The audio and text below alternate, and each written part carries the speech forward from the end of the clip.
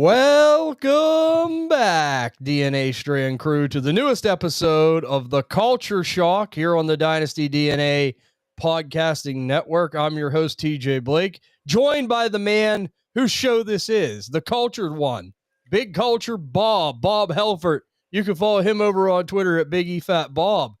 Bob, a lot of things going on here today in week 7. Everyone's interested in picking your brain on 5 things that stood out in your mind, maybe some things that upset you, maybe some things you want to be positive about. I will turn the floor over to you here to start it out. Without further ado, what is topic 1 today for the Culture Shock? Well, let's talk about how we need to just restart the Miami Dolphins. Whatever they need to do something. They need to get rid of McDaniel. They need to get rid of Tua. And I'm afraid they're locked into that contract where 6 turnovers or 6 interceptions in the last 2 games for Tua and another 4 more on the year. Like, we were throwing shade at Geno Smith for his 10 interceptions. Of course, his was last week. So he's, a whole game ahead of Tua. So, yeah, like, they're both, like, garbage. And it's like, I heard that they're like, oh, we got to keep Waddle. And, I mean, I guess if you're worried about having some wide receiver for whoever the next quarterback is to at least throw to, then you probably ought to keep Waddle. But, like, they need to wholesale this team. The whole thing. Like, the defense isn't good. The offense is worse. And I hate to say it about the lefty QB thing, but man, it's the whole thing has to reverse itself for it to work completely well. And yes, Tua's had good years, but he's also had a year where he's been the MVP candidate until he gets hit the wrong way, and then he's flashing gang signs to God. And it's bad. And I feel bad for the dude, right? I don't want him to have to drink through a straw the rest of his life.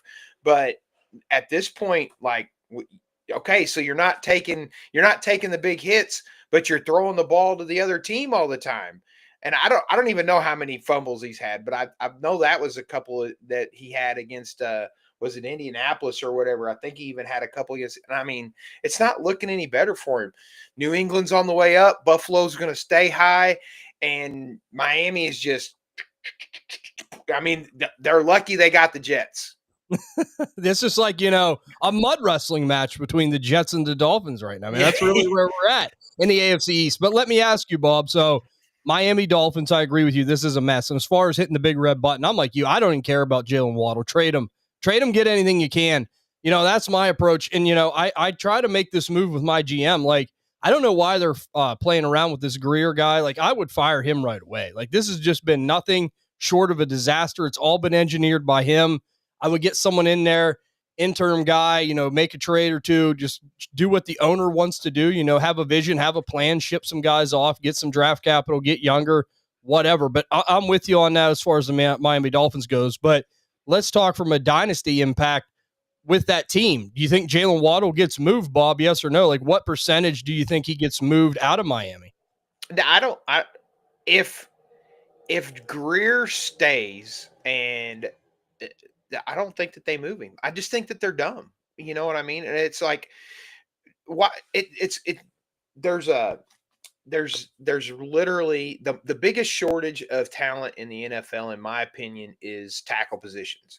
Like, you have got to have quality tackle play, and you do not see tackles get moved, but wide receivers get moved all over the place. But yet we're paying these wide receivers this ungodly amount of money, and tackles and good tackles still make good money. I mean, we talked about Dan Moore or whatever, and how much he got paid, for being a journeyman tackle, basically, but there's just I don't know. And even if he were to get moved, like, he's best as a wide receiver too. And at that point, I don't know that I want him unless it's a super high volume offense, and they're not going to trade him to the AFC where the high volume offenses seem to be. So, well, you never know. You never know, Bob. I mean, these teams have been doing some pretty stupid stuff as of late. So we cannot include the Browns in this conversation. The Browns do some really stupid stuff, and other teams do dumb things. Let me say this. Like, I think I agree with you. So you're basically on the premise of if Jalen Waddle gets moved, you're using this as an opportunity to sell. If someone's hyped back up in him, he gets on a new roster, you're going to look to move him and maximize the value from a dynasty standpoint. Am I right? I think as soon as Tyreek Hill went down, I would have been trying to move him as like, hey, look, he's going to be the target hog in this offense, and Tua is going to get right, and blah. I would have been all snake oil salesman like I could have, and it just I'll tell you the truth once, I'll lie to you. Let me say this, like, if you could maybe get Khalil Shakir plus, if you could get I'm talking has to be a huge plus, right? Get a Khalil Shakir plus, maybe a Jacoby Myers plus, whatever it takes to move him on. I'm with you on that. And I like what you said. You were trying to maybe move him when Tyreek Hill went down. And, every player has chapters in their dynasty career, in their dynasty novel, I should say. When you get to a certain chapter, it's time to take advantage of it. And if Jalen Waddle does get traded, I'm more on the premise of, like you said, I'm going to take advantage of it. I'm going to try to sell, move him along. He just is what he is. He's a dime a dozen on his best day.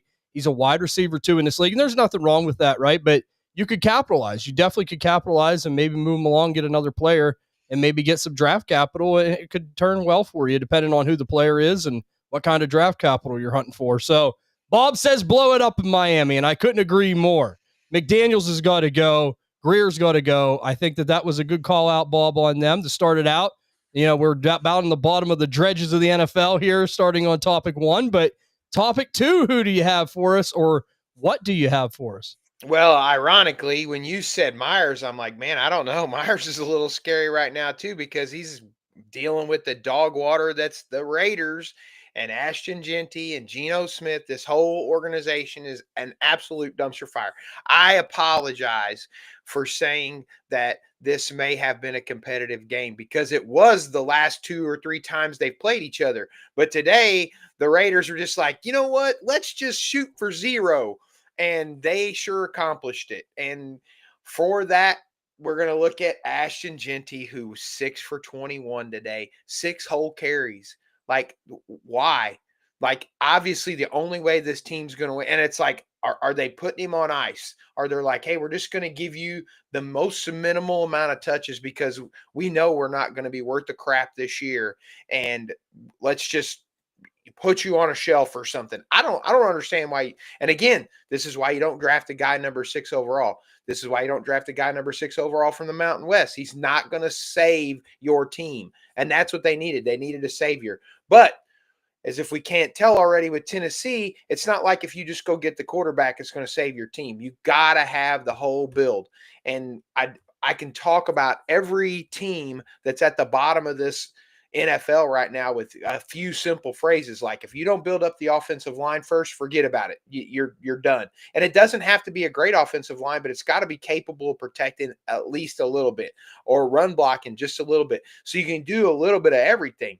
And it's like, shockingly, the Bears the last 2 weeks have been impressive. But, and I don't want to say impressive, that's probably the wrong word, but they've done what they needed to do to win games. And you guys that's part of that's going to be in the 5-2. Trust me, I'm going to get to that. So, but yeah, the Raiders are just, I don't understand their thought process. If anybody could explain it to me, I'd be tickled pink to hear it, because you bring in an old coach. There's nothing to start with there. If all you were doing is like, we're going to do a culture reset. Well, if you're going to do a culture reset, then why not reset it with somebody who's going to initiate your culture for the rest of the next 4 or 5 years? Pete Carroll can't do that. He's going to have to retire. Yep. And, we talk about the Raiders, overall across the board. So this has been very bad from a dynasty standpoint. And let me just say this, and I think you can agree with me on this, Bob. We brought it up on the Dynasty DNA Deep Dive. If there are any discounts on Brock Bowers right now, take advantage of it, because you're riding the low of the Las Vegas Raiders. Now, believe me, the roller coaster don't go up super much higher, but we're at pitfall right now as far as the Las Vegas Raiders goes. It doesn't get much worse. So go out, take advantage of players like Brock Bowers. Right now, he's a generational type talent. He still can play. There's no doubt about it. I think, honestly, he don't want to play. I mean, who could blame him right now in this offense? What, they have like 50 yards? I mean, it was embarrassing. How much longer do you think Geno Smith stays out there, Bob? Now, look, I know He got the contract. There's not much behind him. Do you think that they just ride this nightmare out to the end of the season? I mean, at this point, you might as well do what you're going to do to get the number one pick, or the highest pick you can get. What they've won, one game or two games. I don't even recall, but whatever. I mean, it's like you might as well do what you can to get the best pick you can get. And again, I'm not trying to shove this on Slim, but when we talked about it in the preseason, Slim, you have to understand you're facing the Chiefs twice. You're going to face the Broncos twice. You're going to face, and yes, the Broncos can get ate up by other teams. And I mean, we've seen that these teams can get ate up. Sure. If you've got a good offensive line and you've got the quality running back, but the key isn't there. The offensive line's not there. Colton Miller, the best offensive lineman they had, gets hurt. I still don't even, I wish I'd check because every time I bring him up, I feel like an idiot for not knowing how long he's going to be hurt. But even if he's out 4 weeks, that still destroys 4 weeks that the best guy they got is toast. Mm-hmm. So the only thing I worry about with Bowers is like, okay, so he's hurt. So right now, obviously this is the basement, right? He's not scoring you any points. You could put him on your IR. That's great. But everything goes, what's going to happen next year that makes it awesome? Like he did have a tight end one season with Aiden O'Connell, right? So that shows that obviously the talent's there. We know the talent's there, but what if it's a rookie that's got to do the performance? We get a whole new system. The system doesn't favor the tight end. Sure, the guy's talented, but we've seen talented guys get wasted before. I'm not saying that I wouldn't go buy Brock Bowers, but what I am saying is don't buy for the farm. Get an injury discount. Get a Raiders discount. Whatever you can do. Like don't go nuts. Yeah. Oh, yeah. I can agree with you on that. But I take advantage. Like I said, we see a cultural, generational type player here. I mean, very rarely can you pick him up. And that's why I said Jacoby Myers. Now, I'm banking on the fact that he does get moved. And I think he does. Like, we talked about how Jalen Waddle, like, we're trying to take advantage, like, selling him when the trade happens. Like, I'm trying to take advantage of buying Jacoby Myers now before it happens. Right now, if it doesn't happen, sure, you can have egg on your face a little bit, but he's still a solid guy to have. I don't care. I know this Raiders offense has been bad, and I'll just ride it out with them. But thing is, as soon as Jacoby gets traded, bam, the price goes up. It's like, that's not where you want to be. You have an opportunity to buy low now on Jacoby Myers too. So I'm really just glad we talked about the Raiders situation in general. If you have Jenny, Bob said it. We were expecting days like this. Mama said there was going to be days like this. Right now we're seeing it, and it's unfortunate. And you mentioned Colton Miller. They got to get him back, and they got to really try to establish something. Like if you're the Raiders right now, I mean, I know it's bad, but figure out what you want to be and how you can do it, because they don't have a clue. They just do not have a clue, and they got to try to find some kind of form or fashion on offense. But Bob, number 3 on the list, what do you have for us tonight? Well, I want to cherry pick on the NFL, but like I don't even know how I want to start or even begin this conversation. There's these rules, like, and I mean, like, I absolutely get that you don't want to hip drop tackle these guys, right? You just got too many injuries, but it's like, how's a guy supposed to tackle a guy? Like we're past this. Like, okay, so you can't hip drop him, so you can't grab him at the waist and fall down with your weight. Like, okay. But if you blow right through him, you get unnecessary roughness. Or if you come in and Dak Prescott ducks his head a little bit and you yank his helmet off, you went too high. Like, how you're just constraining the defense. If all you want it to do is be an offensive game, just take one guy off the field or something. I don't know. Like, make it, I mean, it's like, seriously, I get so frustrated watching the game, and I'm like, oh, that's a great defensive play. And there's laundry on the field. I'm like, oh my God, like, dude, like, what? And I mean, this will be a short rant on it, of course, because I want player safety, but I also want to watch football. Like, yep. I'm having, and I mean, I'm probably the oldest on all of us on the network, right? So I've seen it rough and tumble. You're a Pittsburgh fan. We've seen guys nearly destroy people on the field. Right. Yeah. of all the players I dislike the most, Donovan McNabb is the number one. And I would say literally in high school, I'm like, if two Cowboys would come through and just rip him in half, I would be like, yeah, that would be. And because I couldn't stand Donovan McNabb. I still don't really care for the guy. But that's like, and I'm not even an Eagle, you know what I mean? I'm not like an Eagles hater or whatever. I'm certainly not a Cowboys fan. But like, dude annoyed me. Like, ain't nobody's business. But like, I don't understand how we can play football and just have softy rules all the time. I don't know. It just drives me nuts. Me too. And, you talked about it, Bob. It's the old viewership, right? Like, I mean, I'm probably the second oldest on the network.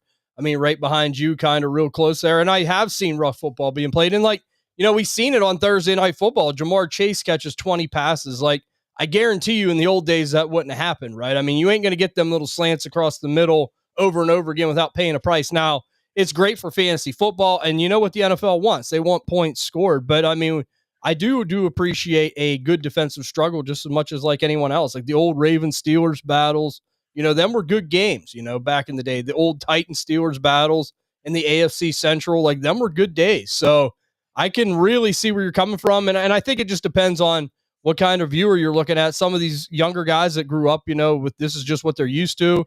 It don't bother them. But, the game has changed a little bit on us. And I guess we're a little bit salty about it, but that's okay. And I think if you want more points scored, number one, don't send any teams to Europe because every time they go to Europe, they don't score more than 20 points. I mean, I think they have like what we just had the last game or whatever, right? Rams. Yeah, the Rams versus the Jaguars. Okay, so like one team did it. You know what I mean? Or or try and figure like everybody talks about expansion. How about we cut the teams down? I don't know what 4 teams or 8 teams you get rid of, but if you cram all the talent that those teams had onto other teams, then maybe you'd have decent offensive lines and you'd be able to have crazy shootouts like crazy. But whatever. I double crazy there, but whatever.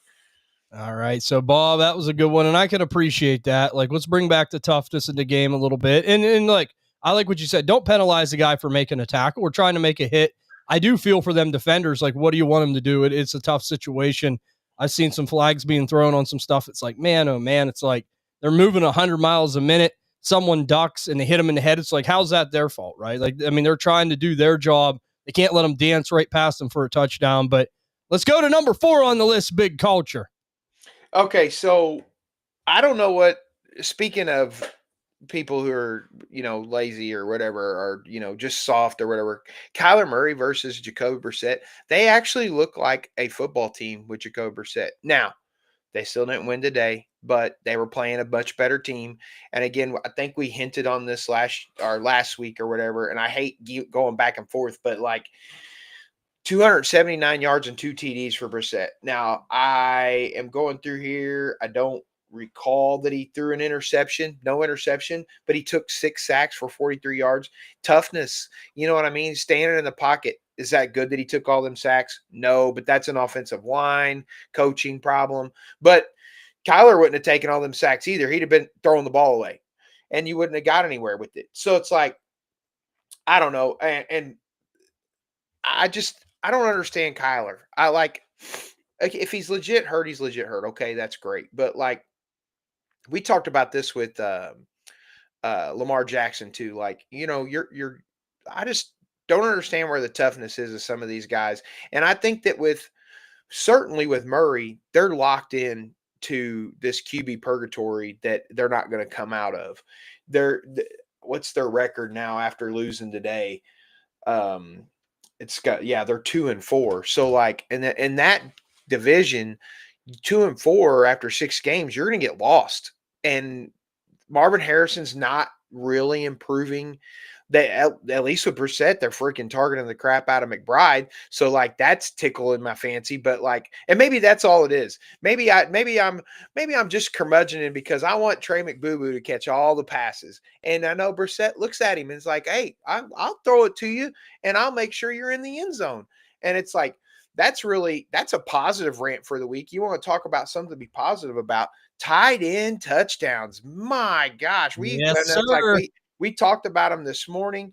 I think Mason Taylor was the only name I remember this morning that didn't hit the end zone. But it's like, I mean, Warren, Jake Ferguson. Ferguson. Yeah, he was in there quite a bit. Like what, 2 times? Yeah, Tucker Kraft, McBride, Rondé Gadsden, a player we brought up, and we'll be talking tonight on the Triple Threat podcast. So, yeah, you're right, Bob, tight end touchdowns. But let's just revisit that real quickly, Jacoby Brissett, because you're not telling me that the Cardinals don't see what we're seeing. I mean, these guys are getting paid mega bucks to run these teams, and you are right. Like, they are a lot more feisty. They're putting themselves in a lot better position. Now, they didn't beat Green Bay, but they controlled a lot of that game. They really took it to the Packers. They had a chance, and a lot of that was Jacoby Brissett driven. So I'm like you. I mean, it's going to be interesting. Now, like you said, they are stuck with that quarterback hell contract with Kyler Murray. What happens? Look, I mean, I think he's a decent quarterback. I don't think he's the worst, but I don't think he's the best. But I think with the attitude, just like you said, the vibes, the body language, like, it just doesn't look good when he's leading the Arizona Cardinals. Some guys can play, but they're not good leaders, right? And I think that could be where Kyler Murray lands. And if they do move him, like we got really shocked when we seen the Stafford Goff trade a couple off seasons back. You know, that really shocked a lot of people. Like, somehow they made some kind of lateral move for a quarterback just to move him along and just get him out of the locker room and get him away from the desert. I wouldn't be shocked whatsoever with that either. But we have to share chiming in saying the Taco Bell tasted extra delicious tonight. Appreciate Tyler Warren picking up the tab. Yes, it was a tight end Taco Bell trip. No doubt about it. I called it. I said Tyler Warren will be driving the bus and we're all going to be paying a visit. I had Jake Ferguson, Tucker Kraft, Trey McBride, Rondé Gadsden all in there with me, and Theo Johnson. Let's not forget Theo. Theo with the big long touchdown today. Me and my tight end clan visiting the Taco Bell for a little victorious lunch together. But let me just say this. Okay, Bob, last thing you have to rant about here for week 7, spill it on us. All right. So this is more directed at our little network team, right? Like, we got to stop this Caleb glazing. Like, and you've jumped on the ship too, TJ. Like, stop it. It's like, oh, but he's done everything he's had. No, they've won in spite of him. He's like legitimately not playing well, whether we want to admit it or not. Like, so I wrote down all the stats for today. Like, okay, so they lose week 1 and week 2 against Minnesota and Detroit. He throws 60%, 63%, has, you know, a relatively 210 yards, 207 yards. And like, he ran for 58 yards the first week or whatever, which I was like, oh man, that's his season high, 58 yards the first week, which I was like, oh, really? Because I would have thought at that point you'd be so like, but in his winning games, he's 59, 58, 57%. His passing percentage is going down.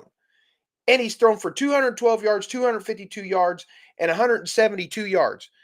In total, 2 touchdowns and 2 interceptions. Like, how is that productive? What you do, the positive on the Chicago Bears is DeAndre Swift has ran for 108 yards and 124 yards the last 2 games.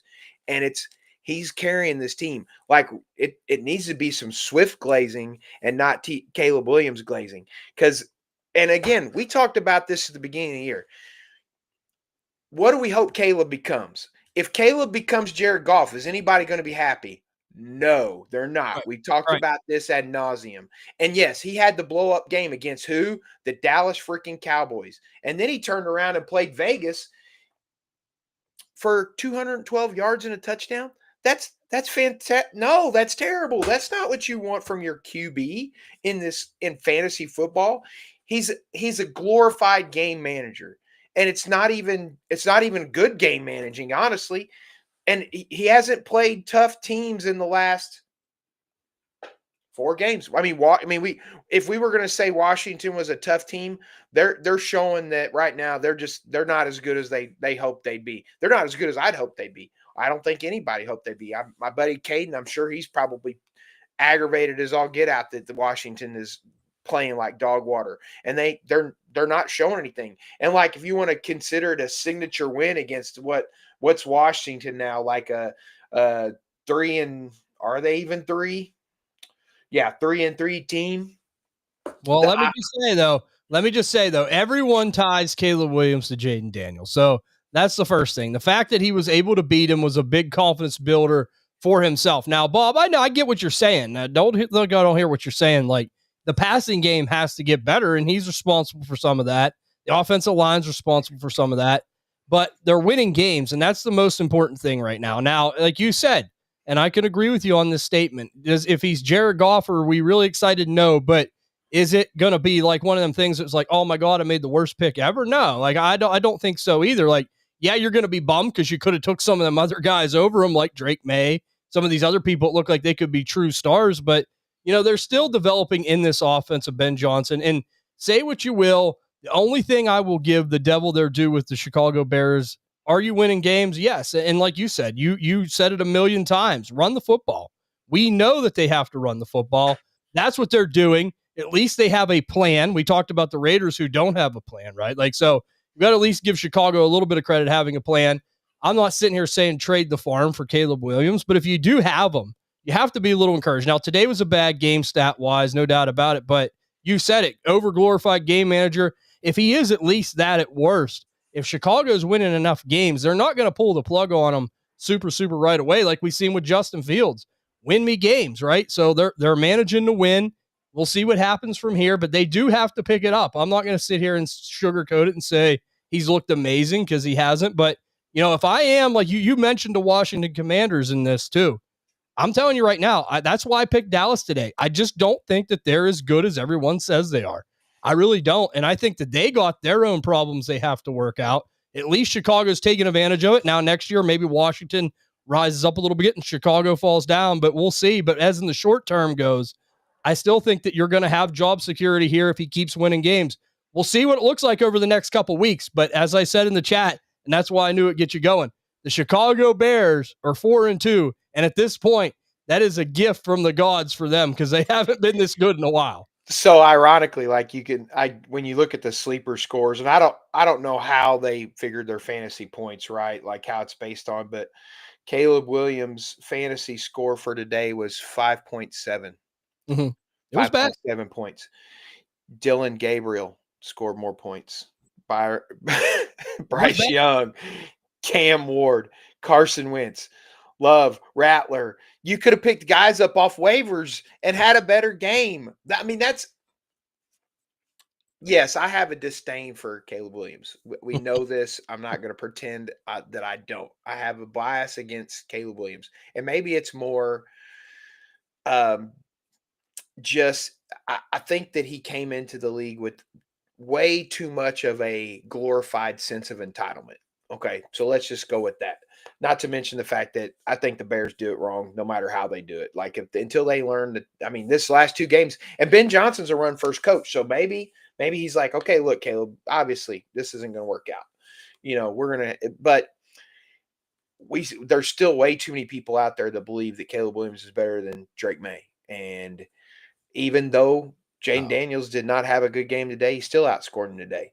There's a lot of people that outscore, and it was like a bad weather game, and it's like the weather wasn't as bad as I thought. I'm watching the game and I'm like, I didn't see anything too crazy. I didn't see any real rain or anything that I remember. Like, so I was like, of course, I've had a lot going on today, so to tell you that I remember everything is moot. But like, I don't know. I think we're over the top with like, oh, they won the game. Like, yeah, it is what it is. It is disappointing. It is disappointing for fantasy points ball. But all I'm saying is it buys them more time. It gives them more confidence. It gives the team more confidence. Now, it wasn't pretty. And I'm like you, I'm not going to sit here and defend it and say it was amazing, but they are doing what we said. They're running the football. They're playing defense. They're mucking it up for the short term. If that's what they have to do it to win, right? As long as that works, but he has to get better. But all I'm saying is, like, I'm a realist. Like, you know how I am. Like, I'm not someone that sits here. Now, I like to poke fun with you guys, but I'm a realist. Like, if he turns into Jared Goff, I mean, look, am I happy that I picked him number 1 overall? Not really. But at the same token, it's like, well, you know what? You could have taken a turd. You could have taken a bust and missed. I mean, really, would you rather have Jared Goff or Marvin Harrison in a super flex league right now, right? So, I mean, if you did take Caleb, I mean, maybe you could at least lay your head down at night knowing that, hey, maybe I didn't get the worst of the deal. And I love Marv, but it ain't looking good right now. Yeah, So and I mean, if you got Jared Goff from the Rams and instead of Jared Goff from the Lions, then you're really not going to be happy. But it is what it is, and I think it's just I mean most people are like there's always Bears fans in leagues, right? And they're always going to be mhm. like, oh, my team, and I mean, I'm just maybe that's the positive and negative side with not having a team, TJ. Like I can't really tolerate when people are like, "Oh, this." I'm like, "Oh, stop." Oh, the Cowboys won a game. Oh, who cares? Because they'll never be relevant at the end because they can't. They'll choke. I mean, they're not. Troy Aikman's not running through the tunnel, and Emmitt Smith and all them. So forget about it. Right. But Well, we'll see. We'll see what Caleb can do. I mean, we got some more time here. It wasn't a good performance today, but they did pick up the W. We'll have to check out the next couple weeks. We'll be definitely keeping a radar on that, and I'm sure we'll be discussing it on a couple more podcasts. But good episode today, Bob. Appreciate your time as always. Here closing out week 7. As I always mention, guys, if you're watching here on YouTube, the numbers have been phenomenal. We thank you guys. A lot of people have been working their tail off here at the network to share especially sending things out, trying to get people to come over and check it out. If you are enjoying the content, please subscribe, like, comment here on YouTube. Follow us on Twitter at DynastyDNA_. Check us out on Facebook at the Dynasty DNA Fantasy Football Podcasting Network page. That's been going really well. And make sure to follow us on Spotify, Apple Pod, Stitcher, Amazon. All those are available on the podcasting networks. You can check us out over there, Dynasty DNA Fantasy Football. Follow 5-star. If you enjoy the content, you can listen to whole episodes, and we'd love to have you. I know I speak for Big Culture Bob and everyone here at the Dynasty DNA Podcasting Network when I say we hope you guys have a great rest of your week ahead of you. Enjoy it. I hope you guys picked up some wins here in week 7, and we will see you all on the next episode